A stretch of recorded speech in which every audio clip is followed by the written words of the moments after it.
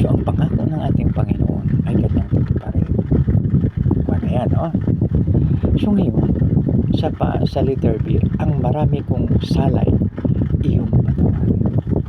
Mayroong isang kwento, mga kaibigan, no? Na mayroong isang binata, lumapit doon sa matanda. Kasi di ba, halimbawa, pag sa baryo tayo, yung mga matatanda kasi, yung mga senior citizen, hindi basta-basta kasi yan. Namumunga pa rin sila, no, sa kanilang katandaan, malakas, parang cedar ng Libano, parang punong kahoy ng Libano yan. Ibig sabihin, mayroon pa silang katas, at ang katas na yan ay ang wisdom. Ibig sabihin na yung mga experience nila hindi basta-basta, no? Tulad yung aking pinsan, yung aming tita, si Manay Tining tawag namin, pag sa probinsya kasi hindi siya auntie, uncle, Manay, Nanay Tining, no? Nanay.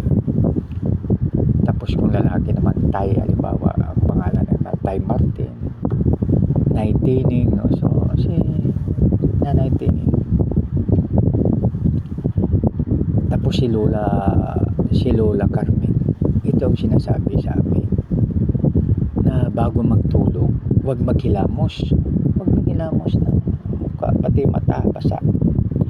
So ngayon yung aking pinsan na lalaki, sa classmate kami, kami ay tawag doon noon ay first year, second year, third year, fourth year. Ngayon kasi grade 7, 8, 9, 10. So ngayon sabi ng Lola, basta wag kayo. Tapos follow up naman ni Nanay Tining, siyempre, no? Sabi niya, wag kayong maghilamos. Sa Ilonggo pa, hindi ka mo manghilamos bago ka matulog. O siguro punas po lang, no? At trapo lang siyang buyaba. So ngayon, yung pinsan ko, kwan siya, yung parang talagang napakalinis niya, no? Talo ako sa kalinisan kasi ako ay kahit na medyo makati-kati ang mukha, pwede ako makatulog. Basta antukin ako, tulog ako. Kahit anong gulo po, tulog po ang iyong abang lingkod. So pagdating namin ng second year, grade 8 na kami, nagsalamin na siya. Pabandang huli naman, mga kaibigan, gumaling naman siya kasi bata pa po. Kaya yun, no? So ibig sabihin, yung gabay ng mga matatanda, pag ating titignan, napakaganda, no? Huwag matulog. Tapos isa pa nalaala ko sa aking lola, pinapagalitan ako, mga kaibigan. Diba galing po ako sa labas na pawis. Diba ang ating ginagawa ay mga lalaki, naghubad tayo, pagalitan ako ni lola. Tapos sabi niya, ito muna, dyan ka muna sa labas, punasan mo yung likod mo, dyan ka muna ng mga 5 minutes, tapos saka papapasok sa bahay.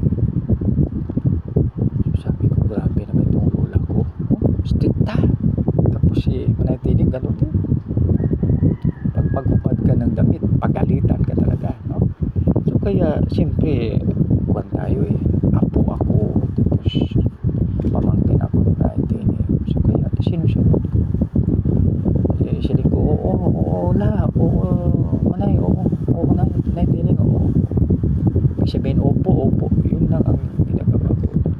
So ganun, yan, hindi talaga. Tapos isa pa natandaan ko sa lola ko, pagdating ko, hindi ako pwede uminom agad ng tubig, lalo na pag malamig. So sabi na, huwag ka muna uminom ng tubig, pahinga ka muna. So kaya siyempre hindi ko po makalimutan yung turo ni lola at saka ni Manay Tining. So ngayon ko lang na imasmasan ako, maganda pala yung turo ng lola ko at saka ni Manay Tining, dahil mayroong nabasa ako, i-forward ng isang dito sa GC, na pagdating mo ng bahay, galing halimbawa sa initan, huwag ka agad daw magbasa basain ang lahat na parte ng katawan maliban na siyempre pag mag-move tayo sa CR. Siyempre yun ang punasan natin. So ngayon po, pati mukha, kasi delikado pala, kasi mayroon palang isang pangyayari na galing po siya sa labas, mainit na mainit.